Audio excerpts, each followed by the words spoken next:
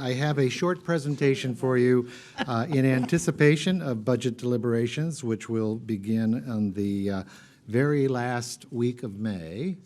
Last year when I gave this presentation, you asked me if I would include this particular slide in my presentation for this year. And this is actually a presentation of state and county shared services that's produced by the Association of Oregon Counties. And the purpose of this chart is to describe the intimate and integrated relationship between county government and state government in the delivery of services that benefit our citizens in Clackamas County and for the state citizens throughout the state of Oregon.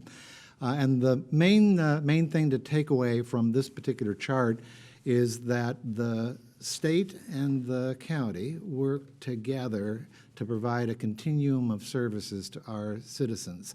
There are very specific state-provided services that our citizens benefit from, and there are shared services that include state and county resources together for the delivery of services. And then finally, there are those things that we do that are funded wholly and solely at the local level. So, for example, under the public safety column, here the state police and the state prison is a state-provided service and wholly funded by the state of Oregon. But in the red box there, when we take a look at the operation of the trial courts and community corrections, those are the kinds of functions that we blend together, state funds and resources with locally derived county funds and revenues in order to serve our citizens. And then finally, there are those specific kinds of services that are provided and supported solely by local resources, such as our property tax, and of course, operations like the Sheriff's Patrol and the county jail are the kind of things that are supported by local funding sources. In some ways, when you look at this chart, you get the feeling a little bit schizophrenic because there's so much interplay and interconnection between how the delivery systems in health and human services, public safety, natural resources and recreation, transportation, land use and economic development, as well as other community services. There's a great deal of interplay between what it is the state does and the county does and what we do together to benefit our citizens. So I usually start talking about budget by displaying a pie chart. And this chart will show you the entire county budget for this current fiscal year. And it is about $969 million. About 74% of it, though, includes those things that we refer to as general government or general county operations. And included in that 74% are probably the two largest functions in county government, which would include the county sheriff's operations, as well as our Health, Housing, and Human Services Department. And you just had an opportunity to hear in depth about one of the many things our Health, Housing, and Human Services Department does, in the case of mental health services to county citizens. I want to share with you, though, an interesting little tidbit of information, because when you saw this chart during budget deliberations last year, that figure up there said $933 million. But during the course of the year, we receive additional funds and resources in a variety of ways, either from state government or the federal government, and we always true up the county budget along the way as we do that. The same thing will be true with the budget that we deliberate on here in the coming weeks. But what I can tell you is that you will see a draft proposed budget that begins at about $973 million, $700 million of which represents that general government area of county government. And of course, this table here shows you the array of county departments and offices by dollar amount. Again, Health, Housing, and Human Services, which has one of the largest workforces in the county at about almost $140 million. Most of that involves not general fund dollars, but funds that come from other sources, state and federal sources, as well as in some cases fees and local revenues. Then the county sheriffs, including community corrections, while there is some state funding and a little bit of federal funding in the sheriff's budget, most of the sheriff is budgeted from the county's general fund, as well as a special option levy and a special district levy for enhanced law enforcement. And then you keep going down the list with transportation and development, business and community services, and others. We keep going down the list, and you see then the total county general government operations is estimated at about $712 million total at this point.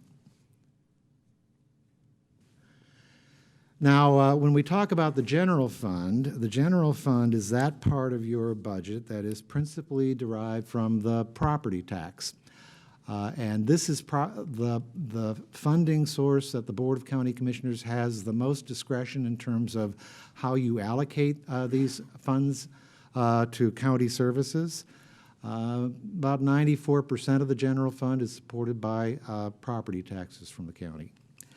And when you take a look at how the general fund is used, you'll see that the primary use of general fund dollars, 64%, is to public safety. Principally, that involves county sheriff and jail operations, some community corrections operations. In the coming budget that you will see, the county general fund represents about $160 million of the county budget. The process of developing and deliberating on and adopting the budget is kind of like painting the Golden Gate Bridge. Just as soon as you finish one end, you got to go back around to the other end and start over again and keep going. But we actually begin our budget development process in earnest in January.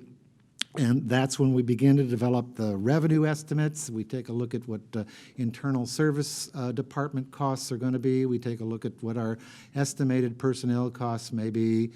And then we begin in February working with the various departments, putting on budget workshops, providing to the various departments and offices the guidelines and the protocols and the materials they need to develop their individual department budgets.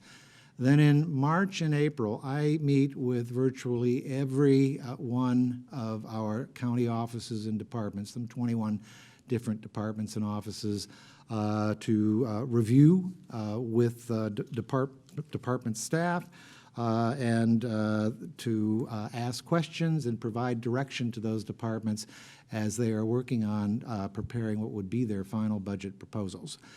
We are just about to publish the fruits of all that labor, and as soon as we do, it will be posted on the web and made available to the public, just as soon as you also get the materials yourselves to begin reading. And then in the last week in May, beginning on May the 31st, our Clackamas County Budget Committee begins to hold public meetings. Now, I say budget committee, it's actually committees because we have some 10 different budget committees, each of which includes all 5 of you, but also includes some 5 additional citizens on each. It's a very interactive process because we have as many as 50 citizens participating in the budget review and deliberation process when we go through the county budget.